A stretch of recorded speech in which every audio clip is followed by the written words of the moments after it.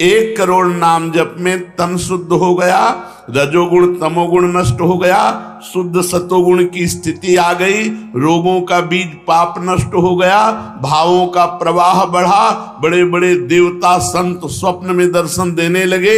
इन्हीं अनुभव से वो आगे बढ़ा। अब 2 करोड़ संख्या पूरी हुई। 2 करोड़ संख्या पूरी होते ही उसके धन का अभाव जो था वो खत्म हो गया। एक मनुष्य के अंदर रहता है, मैं ऐश्वर्यवान बनूं, धनवान बनूं, भाव ही खत्म हो जाता है। अगर धन चाहिए तो कह रहे निर्धनता की पीड़ा जो उसके अंदर सता रही थी वो खत्म हो जाती है। उसके आवश्यकता से बढ़कर धन भगवान देने लगते हैं। जब 2 करोड़ नाम जप हो, माला 2 माला से नहीं कि चेक आ गई कि नहीं, माला 2 माला से नहीं, 2 करोड़ नाम जप करने वाले साधक के अंदर से धन की चाह खत्म हो जाती है। भगवान 2 प्रकार से चाह पूर्ण करते हैं, एक चाह हटा करके अचाह करते हैं और एक धन दे करके चाह से अचाह कर देते हैं। दैन्यता, दुख, भटकना ये सब खत्म हो जाता है। दरिद्रता के जितने उपद्रव होते हैं सब खत्म हो जाता है। उसमें सुख ही सुख, सुख ही सुख छा जाता है। जैसे 2 करोड़ नाम जप करने वाले के हृदय से धन का अभाव हो जाता है, सारी अनुकूलताएं उसको घेर लेती है, सारे वैभव उसको घेर लेते हैं। जैसे समुद्र बिल्कुल नहीं चाह करता पर नदियां दौड़ती हुई समुद्र में अपने आप समा जाती है, ऐसे ही 2 करोड़ नाम जापक के पास अपने आप सुख समृद्धि घेर लेती है। आगे 3 कोटि भगवन नामों का जप होता जब पूर्ण, तो स्थान पराक्रम का विशुद्ध तब हो जाता है तूर्ण। जो 2 करोड़ के बाद आगे बढ़ा तो अंतःकरण स्थान है, परम पवित्र होने लगता है। 2 करोड़ नाम जप के बाद जब धन की चाह मिट गई, 1 करोड़ में सुना, 2 करोड़ में, अब 3 करोड़ में। पहले जो प्रतीत होते थे कार्य अतीव असाध्य, वे सब के सब हो जाते हैं शीघ्र सहज ही साध्य। 3 करोड़ नाम जप करने वाला का हृदय पवित्र हुआ, और जो असाध्य था कि काम नहीं छोड़ सकते, क्रोध नहीं छोड़ सकते, अरे ये तो बहुत बड़ी, सब साध्य होने लगा। वो जो चाहता है वो हो जाता है 3 करोड़ नाम जप करने वाले का। ऐसा संसार उसे प्यार करने लगता है जब 3 करोड़ नाम हो जाता है, जैसे सगा भाई अपने सगे भाई से प्यार करता है, और उससे भी घनिष्ठ पूरा संसार उसे प्यार से देखता है, जिसके 3 करोड़ नाम रूपी धन हो जाता है। शेष कहे मन में लेकर ऐसे अनुभव के भाव, आगे आगे अधिक वेग से चलो बढ़ाते पांव। अब 4 कोटि जप से होती है सुख स्थान की शुद्धि, फिर तो बाधित किसी त्रास से हो न कभी मन बुद्धि। 4 करोड़ जब नाम हुए तो सुख स्थान कौन है? हृदय।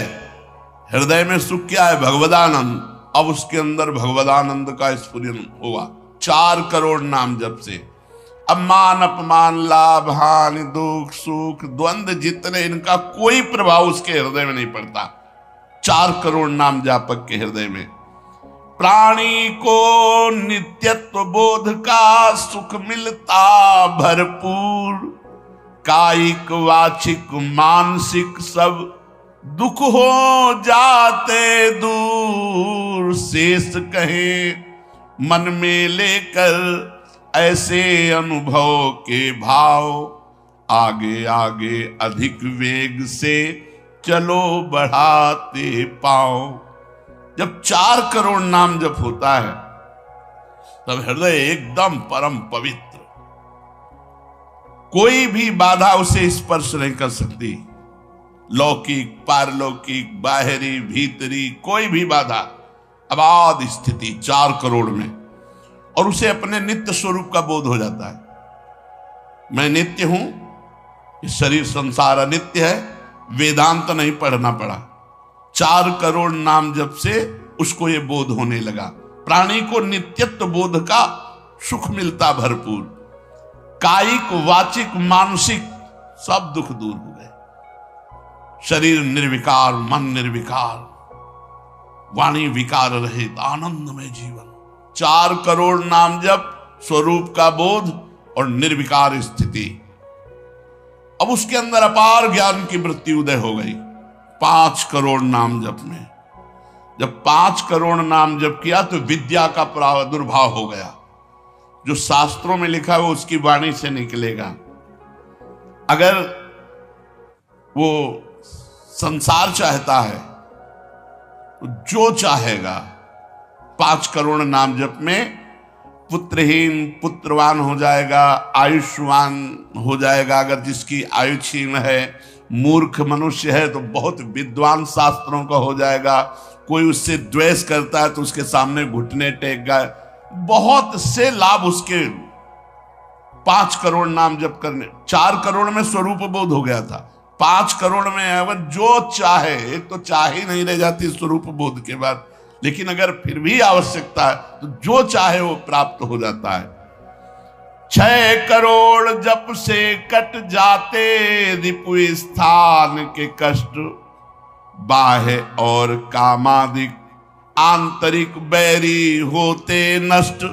6 करोड़ नाम जप करते ही वो 6 शत्रुओं पर विजय प्राप्त कर लेता है। काम, क्रोध, लोभ, मोह, मद, मत्सर, इन पर विजयी, स्वरूप बोधवान, अपार धन संपत्ति, स्वप्न में देव देवांतरों के बड़े बड़े महापुरुषों के दर्शन, अपार आनंद में। 6 करोड़ नाम जप करने पर दुस्साध्य रोग, असाध्य जो कभी नहीं ठीक होता, संकल्प करे 6 करोड़ नाम जप करके तो तत्काल ठीक हो जाए। अभी जो भजनानंदी महात्मा, इनके लिए कोई दुर्लभ वस्तु है क्या? पर 6 करोड़ नाम इस नाशवान शरीर के लिए लगावे। ब्रह्मास्त्र का प्रयोग मच्छर मारने के लिए है। जब तक जीना है तब तक तू जी। 6 करोड़ नाम से भगवान की प्राप्ति करेंगे कि इसे 7 करोड़ नामों के जप का जब पूर्ण होता विधान,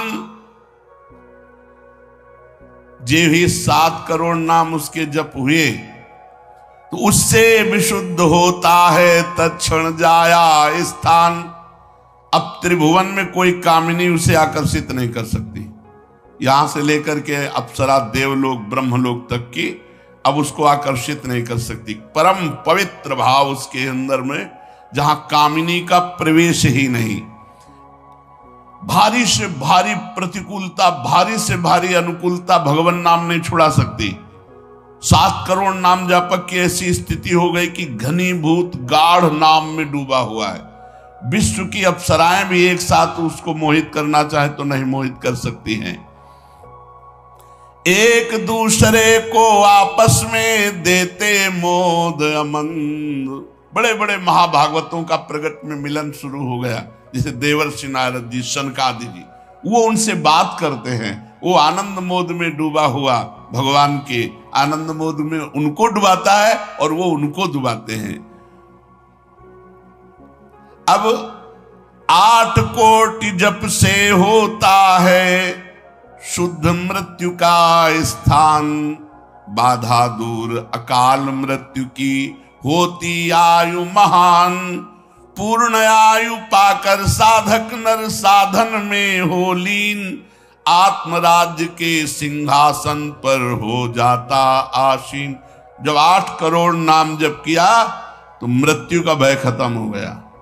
वैसे वो दीर्घायु होगा क्योंकि अकाल मृत्यु का नाश हो जाता है भगवान नाम जप करने से, लेकिन शरीर से संबंध उसका नहीं रह गया। वो आत्मस्वरूप में स्थित आत्म सिंहासन पर हर समय विराजमान रहता है। 8 करोड़ जिसका नाम हो जाता है, जप हो जाता है, वो पूर्ण आत्मज्ञानी महापुरुष शरीर, संसार, लोक, व्यवहार, काम, क्रोध, मोह, मद, मत्सर सबसे दूर निर्विकार परमात्म स्वरूप हो गया। 9 करोड़ जब पूरा हो जाता है जप का मान, तब उससे अत्यंत शुद्ध होता धर्म स्थान। सगुण रूप में मंत्र देवता का हो जाता साक्षात्कार। अब जो आप प्रेम धर्म में चले थे, भगवत धर्म में चले थे, अब वो शुद्ध साक्षात्कार का समय आ गया। नाम का अधिष्ठात्र देवता सामने प्रकट हो जाता है। जैसे राम राम तो राम प्रकट हो जाएंगे, राधा राधा तो राधा। नाम जप करो, लिखा तो है संख्या से। अगर धुआंधार जपो तो जब हो जाएंगे तो श्री जी अपने आप मिल जाएगी। गिनती कौन करे? आप लोगों को गिनती आती हो तो गिनती कर लो, अपने तो धुआंधार की गिनो तुम जप हम रहे। प्रभु से कहते हैं गिनो तुम जप हम रहे। हमें पता तुम बेईमानी नहीं करोगे कि संख्या में बेईमानी आप नहीं करोगे और जपले में बेईमानी हम नहीं करेंगे। धुआंधार जपो रात दिन। अभी देखो ये सब हाय हाय, इधर ये पीड़ा वो पीड़ा, ये समस्या। भगवान का नाम पकड़ करके जपो, देखो क्या क्या नहीं मिलता। नाम रूपी धन को तो भूले हुए हो और इधर उधर बेईमानी छल कपट से चंद रुपए, चंद धन, चंद सुख, इनमें विश्राम मिलने वाला है।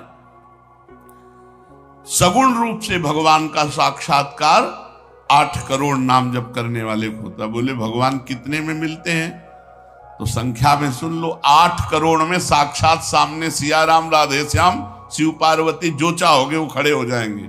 8 करोड़ नाम जप करो और वो वाणी का सत्य वक्ता हो जाता, जो बोलेगा वही होगा। 8 करोड़ नाम जप करने वाला साधक जो बोलेगा, जाओ तुम्हारा मंगल हो जाए, मंगल हो जाए, जाओ तुम्हें भगवान का साक्षात हो जाए। ऐसे साक्षात्कार होता है। तब वो भगवत साक्षात्कार के योग्य हो गए, उनकी वाणी सत्य हो गई और उनके सुख का वर्णन नहीं किया जा सकता। 9 करोड़ नाम जापक के हृदय में जो सुख उदय हुआ उसका वर्णन नहीं किया जा सकता। अब जब 10 करोड़ जप का पूर्ण विधान हो जाता तो दोष रहित अत्यंत शुद्ध हो जाता कर्म स्थान। अब संचित कर्म भस्म हो गए, नवीन क्रियमाण भस्म हो गए, प्रारब्ध भोगने की क्षमता आ गई। कितने? 10 करोड़ नाम जप में खत्म खेल। अभी पहुंच रहा है परम मोक्ष की तरफ, भगवत साक्षात्कार।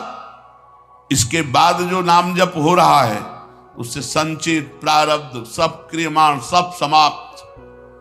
भगवत दर्शन और नाम जप बढ़ा, ये सब समाप्त। उसके हृदय में इतना आनंद है, इतना अपार आनंद, क्योंकि भगवान का स्वरूप विराजमान है और अब जन्म होना नहीं है। तो आप कहोगे भगवान के दर्शन के बाद जन्म होता है क्या? बहुतों के हुए। जैसे मुचकुंद जी से कहा आपको अगला जन्म लेना पड़ेगा। दुर्योधन ने भी भगवान के दर्शन किए, बहुत लोगों ने दर्शन किए। भगवत दर्शन के बाद जब और भजन होता है, इसीलिए भाई जी ने कहा नाम मत छोड़ना, भजन मत छोड़ना। अब उसके हृदय के कायिक, मानसिक, वाचिक जितने भी कर्म संचित क्रियमाण प्रारब्ध सब खत्म, कर्म संस्कार सब खत्म। अब वो अपने भाव में, भाव स्वरूप में आत्म साक्षात्कार। अब इसके बाद भाव देह का प्रादुर्भाव 10 करोड़ के बाद। अरे डट के भजन को 10 करोड़, 10 करोड़ कहने में जबान थक गई 10 करोड़ नाम जप कर, ये है करने से और होने से।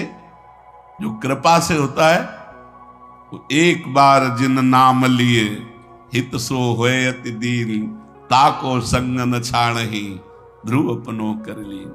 हरिवंश प्रताप ही जानत हैं, हरिवंश प्रबोध प्रमाणत हैं, हरिवंश सर्वस्व है तिनके, तो सुख संपत्ति दंपति।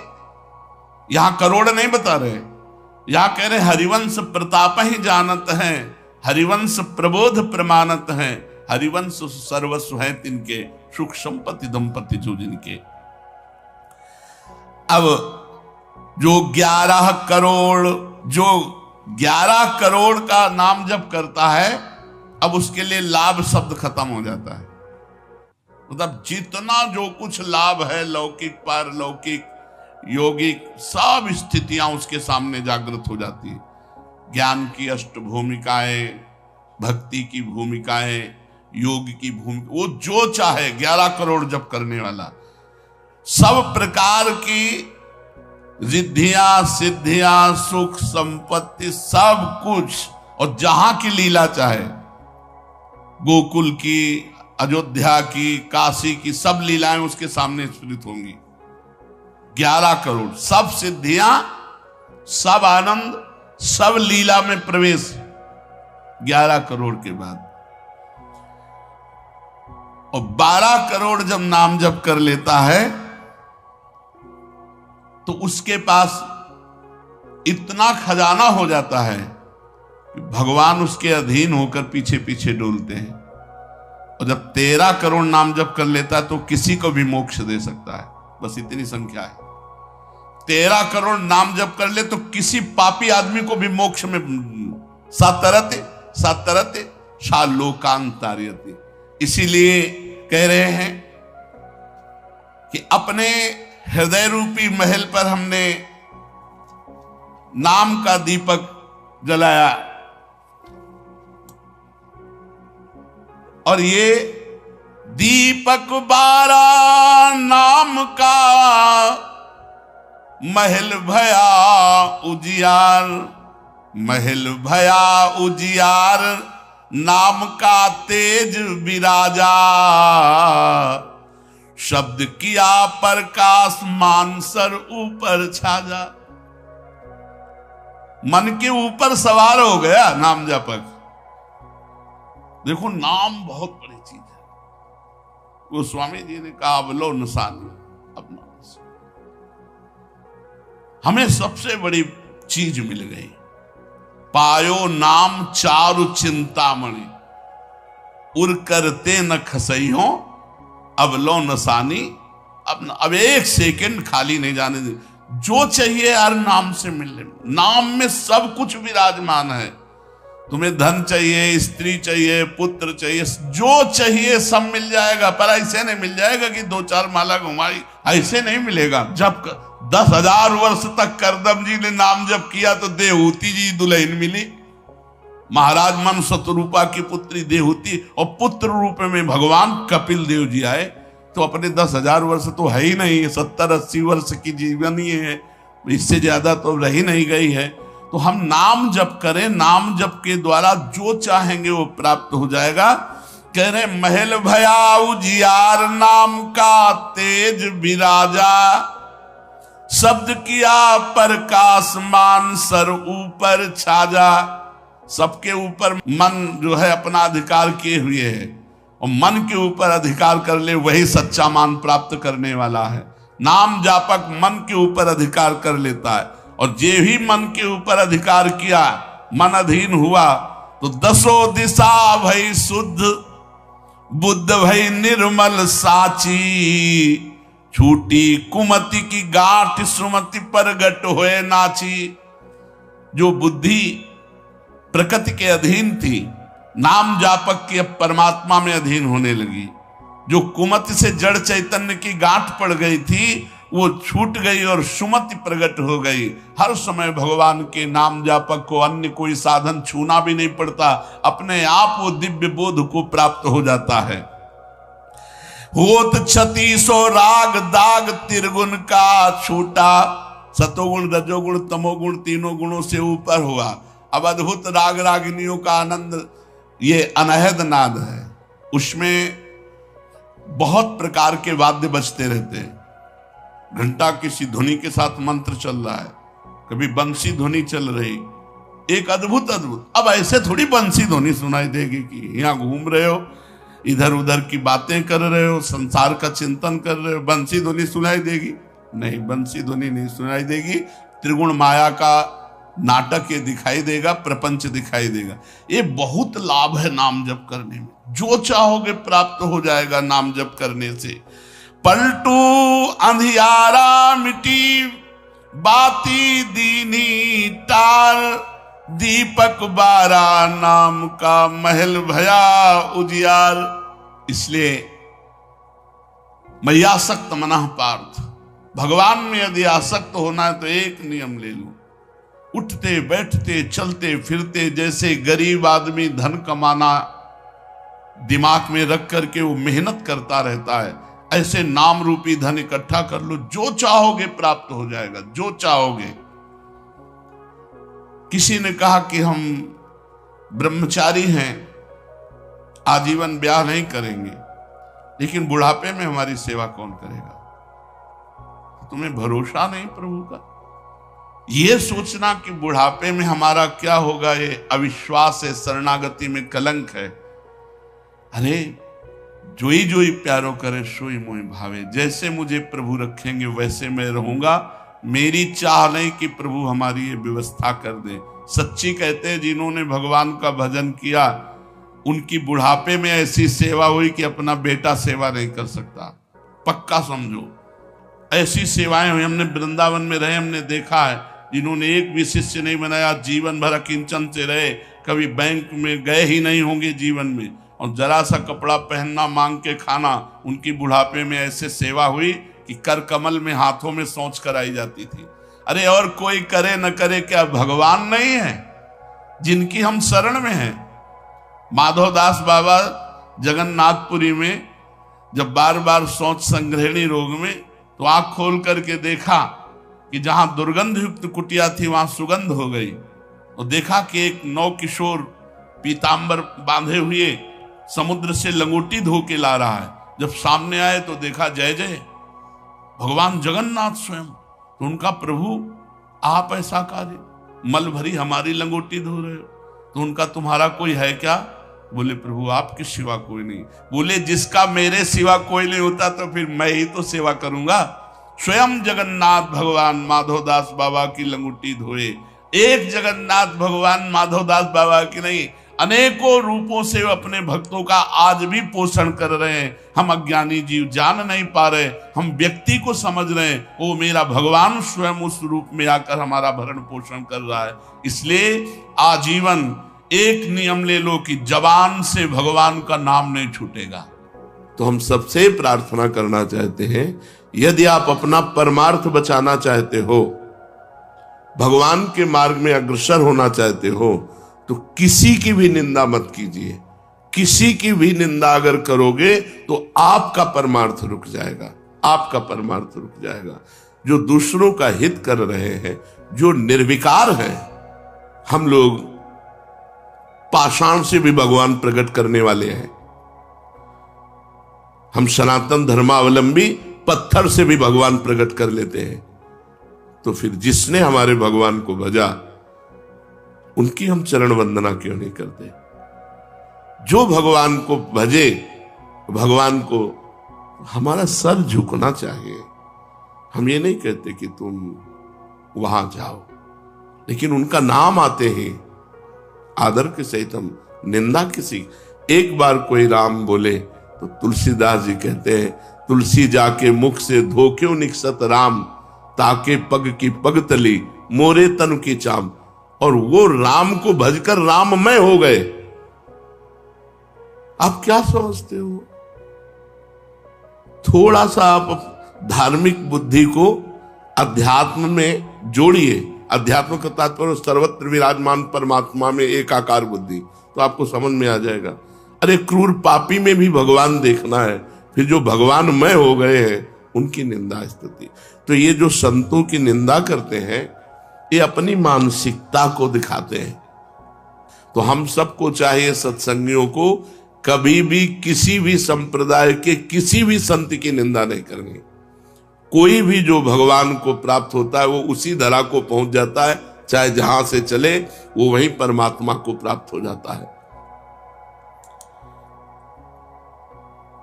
जो सच्चे संत हैं, तो तुम्हारी श्रद्धा हो या ना हो, उनका प्रभाव बदल देगा।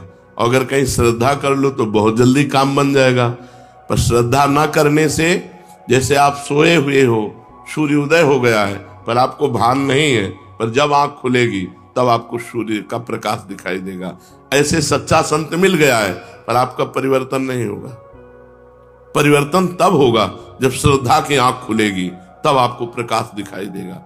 अगर हम श्रद्धा पूर्वक किसी संत का सेवन करें तो बहुत जल्दी परिवर्तन हो जाएगा, और अगर अश्रद्धा से भी सेवन करें तो श्रद्धा आ जाएगी, धीरे धीरे श्रद्धा आ जाएगी। पर किसी संत की बाहरी परिवेश से हम किसी संत की आंतरिक स्थिति को नहीं जान सकते। बाहरी परिवेश उनका संसारिक हो सकता है, लेकिन अंतर में उनकी बहुत ऊंची स्थिति हो सकती है। अंतर की स्थिति को कोई अंतर वाला ही जान सकता है। संतों को एकांत में रहकर मौन साधना करना ठीक है, या लोक कल्याण के कार्य करना ठीक है? एक महात्मा परम सिद्ध शक्ति संपन्न एकांत में रहता है, लेकिन वहीं से जगत का मंगल करता है। सर्वे भवन्तु सुखिनः, सर्वे सन्तु निरामयाः, सर्वे भद्राणि पश्यन्तु मा कश्चित् दुःख भाग् भवेत्। उसके इतने जोर की ऊर्जा शक्ति होती, पूरे संसार के कल्याण करने के लिए उनके शरीर से परमाणु निकलकर जगत मंगल करते रहते। अगर ऐसे संत ना होते ना, तो जितना पापाचरण हो रहा है ना, तो भस्म हो जाए। ऐसी ऐसी मिसाइलें बनी है कि प्रांत का प्रांत आग लग जाए, नष्ट हो जाए।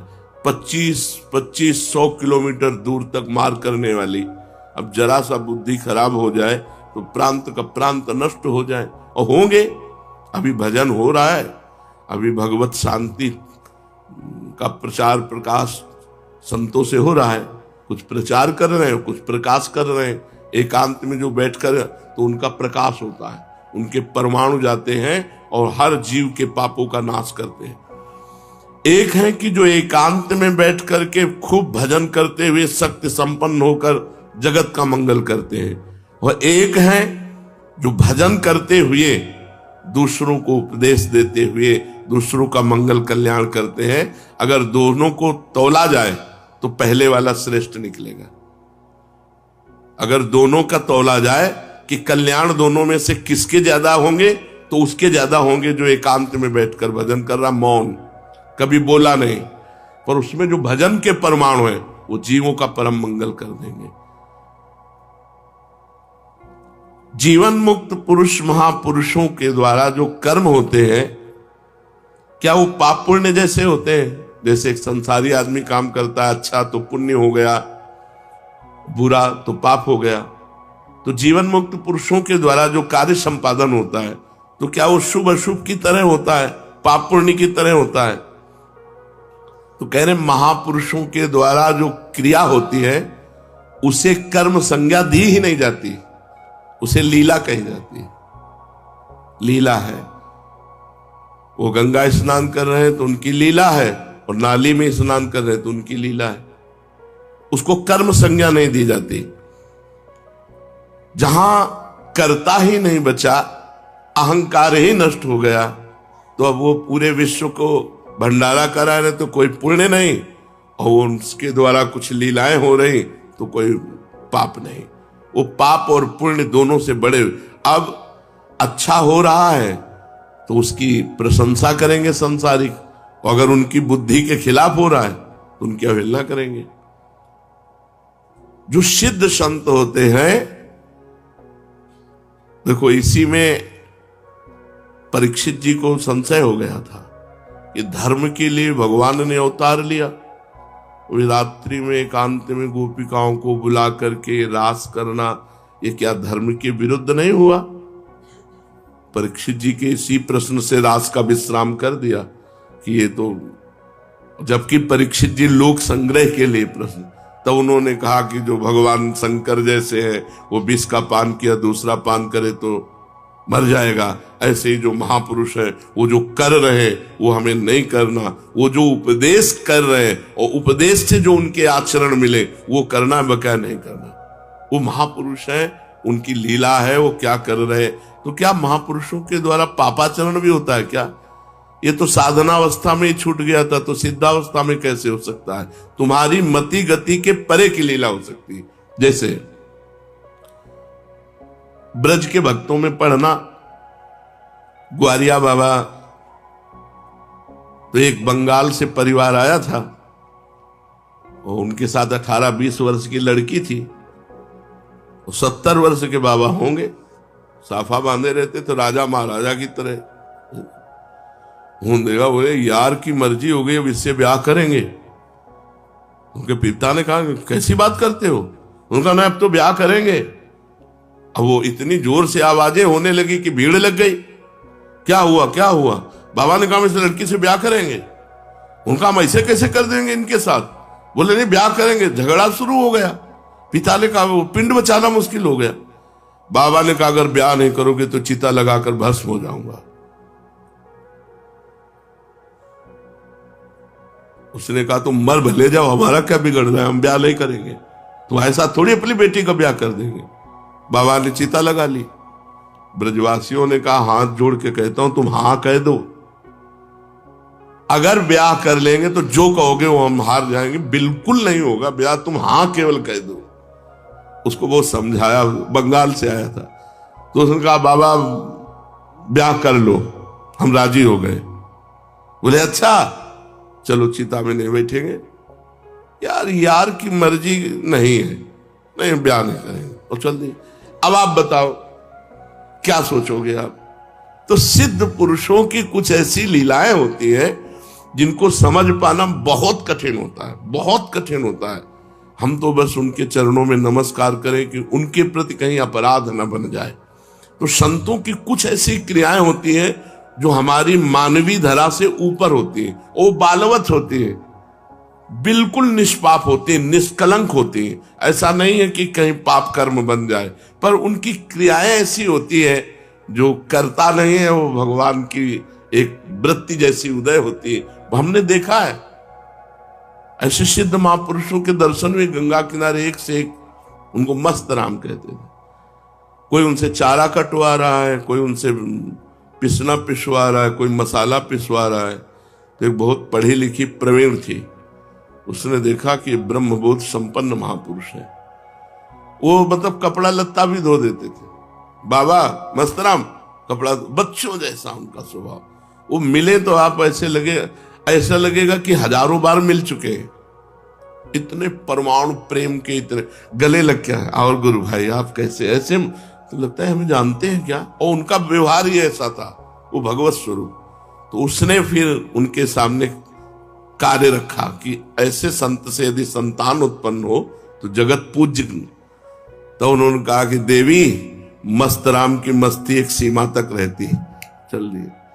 वो समझ रहे थे कि बावरे हैं, तो उनका देवी मस्त राम की मस्ती एक सीमा तक रहती है, और घर के बाहर निकल गए। उन्होंने खुद संतों से अपनी बात बताई। तो कुछ संत ऐसे होते हैं जो सीमा से ऊपर होते हैं, हमारी बौद्धिक धरा से। हमें किसी की निंदा नहीं करनी। संतों के कहा जाता है चरण स्पर्श से ज्यादा पावर मिलता है। अगर चरण स्पर्श न करावे तो उनकी चरण रज ले ले, नहीं कोरी भावुकता नहीं। संतों के शरीर से भागवतिक परमाणु निकलते हैं, क्योंकि हर समय भजन में रहते हैं। तो हाथों की अंगुलियों के पूर्वों में आगे, और चरण तलवे में, और चरण के अंगूठे अंगुलियों में, यहां से विशेष ऊर्जा शक्ति निकलती उनकी भजन की। इसीलिए विद्युत परमाणु जैसा काम करती चरण रज, बिजली जैसा काम, क्योंकि तलवे में और चरण के अंगूठे में वो स्पर्श हुई चरण रज विशेष। पैर छूने से लाखों गुना लाभ चरण रज से मिलेगा। उनकी चरण का चिन्ह बना। चल रहे हैं आगे, कहीं ऐसा सौभाग्य हो कि पानी है, मजा आके गए, चरणामृत सीधे मिल रहा है। चरणामृत अपने तो बहुत सौभाग्य कई बार ऐसे मिले हैं।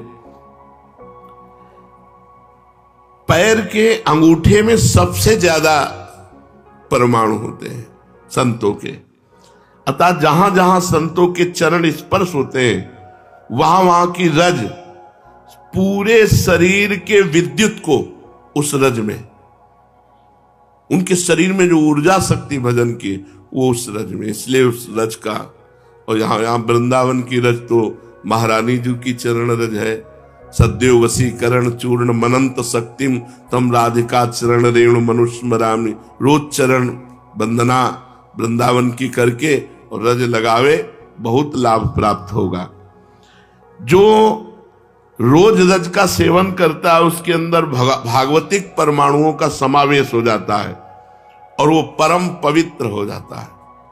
ऐसा कोई तीर्थ से भी पवित्रता नहीं मिलेगी जैसा भक्तों की चरण रज से। भगवत दर्शन का सर्वोत्तम उपाय क्या है? भगवान के दर्शन करने का सर्वोत्तम उपाय क्या है?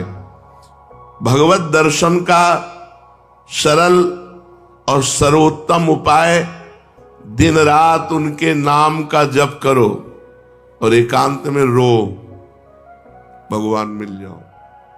दिन रात नाम जप करो और भगवान के रुदु सुश्वरम राजन कृष्ण दर्शन लालसा। बिन रोए किन पाइया प्रेम प्यारा में। लाडली जी ने राधा माधव चिंतन में लिखा हुआ है कि एक गोपी ने पूछा श्री कृष्ण प्राप्ति का उपाय किशोरी जी क्या है? तो किशोरी जी ने कहा हमने तो केवल आंसुओं को ही समझा है, केवल आंसुओं को ही समझा है प्रीतम की प्राप्ति का उपाय। जो रो रो करके नाम जप करता है, पुकारता है, रोता है, भगवान उसको दर्शन देते हैं। दूसरे नंबर की बात है कि तुम दर्शन के लिए व्याकुल कितना हो। जब तुम्हें न खान पान अच्छा लगे, न सोना अच्छा लगे, कुछ अच्छा ही न लगे, इतनी व्याकुलता की जीना भी अच्छा नहीं लग रहा। रात दिन नाम, थोड़ा प्रयास, अब 10,000 वर्ष वाला प्रयास और 80 साल के हैं, 80 में 20-30 वर्ष तो सोने के रख लो, क्योंकि अधिकतर बाल्यावस्था ऐसी चली गई। अब जवानी में अगर होश आ जाए और नाम जप कर ले तो इसी से भगवत प्राप्ति हो जाएगी। ऐसा रोज आने लगता है कि आज भगवान मिलेंगे, आज भगवान मिलेंगे। जब भजन परिपूर्ण होने लगता है, भगवान को मिलना होता है, तो हृदय से लगता है आज भगवान मिलेंगे, आज भगवान, आज तो पक्का मिलेंगे। भगवान मिल जाते हैं। भगवान फिर कोई न कोई रूप रख करके आते हैं और वो अनुभव कराते हैं, मैं हूं, देखो मैं हूं। अपने को तो अन्य रूपों की बात क्या, साक्षात रूप में भगवान शंकर काशी के घाटों में आए, पर ये बस था भूख प्यास सहते हुए, आज भगवान मिलेंगे, आज भगवान मिलेंगे, आज पक्का मिलेंगे। दोपहर की तपती हुई भूमि, जो पूरे घाटों में कोई व्यक्ति न दिखाई दे, नंगे पैर, हाथ में त्रिशूल लिए हुए, जटाओं का, अरे दौड़ पड़े, साष्टांग दंडवत। अब उस आनंद का क्या वर्णन, बस उन्होंने भी एक उंगली उठाई थी, बस हमने सत्संग में पीछे भी बताया, एक उंगली उठाई थी, बोले कुछ नहीं थे। वो एक है, बस एक है, अनेक कोई नहीं, अन्य कोई नहीं। जो किसी की निंदा करता है वो अभी अज्ञानी है, अन्य की निंदा नहीं। यहां तो पापी की भी निंदा नहीं की गई है। ये क्रूरापि पापिनो न च सताम संभास्य दृश्यास्य सर्वानुवस्तुतया निरीक्ष परम स्वाराध्य बुद्धिर्मम। मेरा दृढ़ विश्वास है कलयुग में थोड़े ही भजन से भगवान का साक्षात्कार हो जाता है, क्योंकि अल्पायु है हम लोगों की। भगवान के दर्शन कैसे होते हैं? कैसे कैसे कैसे भगवान के दर्शन होते हैं? जप से, तप से, बड़ी बड़ी साधनाओं से भगवान के दर्शन नहीं होते। कैसे होते? भगवान मेरे हैं और अब बस मुझे मिलना है, मुझे प्रियाजू से मिलना है, मुझे प्रभु से मिलना है, बस बहुत सरलता की बात है। भगवान मेरे हैं। जितना माँ से प्यार है, जितना बहन से प्यार है, जितना शरीर से प्यार है, जितना पुत्र से प्यार है, उतना भगवान से प्यार हो जाए, भगवान मिल जाएंगे। उनको तो थोड़ा भी प्यार दे दो तो मिल जाएंगे वो, पर थोड़ा भी प्यार नहीं है, कैसे भगवान मिले? कौन भगवान से मिलना चाहता है? किसको व्याकुलता हुई? कौन रात भर जगा भगवान से मिलने के लिए? कौन कई दिन भूखा रहा भगवान से मिलने के लिए? ये बातें हैं। सबकी ममता ताग बटोरी, मम पद मन ही बांध बर डोरी। अब प्रभु के सिवा मेरा कोई नहीं, मेरे तो गिरधर गोपाल, दूसरों न कोई। हृदय व्याकुल है प्रभु के मिलने। वो इतने तक तो पहुंचना ही नहीं पड़ता, इसके पहले ही वो हृदय और मानस में छाने लगते हैं, फिर साक्षात्कार तो अपने आप हो जाता। इतना नहीं पहुंचना पड़ता, मारो नहीं, सहज सरल आनंद, व्याकुलता आनंद भरी। और उतने में आप थोड़ा करके देखो, आपकी भावना में आते हैं कि नहीं प्रभु। अभी देखो आप जितना भजन करते हो उतनी भावना में आते हैं कि नहीं, देखो आप तो वैसे आपकी भावना के सामने है। और जब गाढ़ भावना हो जाएगी तो ही आपसे बात करने लगेंगे। वो है, कोई कण ऐसा नहीं जाना हो तो जब आप भावना कर रहे हैं तो आपकी भावना में जो झांकी आई वो आए हैं प्रभु, वो केवल कोरी भावना नहीं है। क्या साधना करते करते साधन के बल से भगवान मिल सकते हैं? नहीं।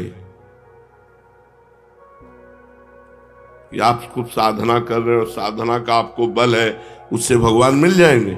नहीं, उसका फल मिलेगा आपको, तप लोक, महालोक, जनलोक, ब्रह्मलोक और भी, लेकिन भगवान नहीं मिलेंगे। भगवान का मिलने का एक ही उपाय है कि वो कृपा कर दे, वो कृपा कर दे। कोई साधक चाहे कि अपने तपोबल से, अपने साधना के बल से भगवान को बांध के सामने खींच के लाए, ऐसा कोई तपस्वी नहीं पैदा हुआ, ऐसा कोई साधक नहीं पैदा हुआ। कितना भी साधन किया जाए, कितना भी योग किया जाए, परंतु भगवान के दर्शन सिर्फ भगवान की कृपा से होते हैं।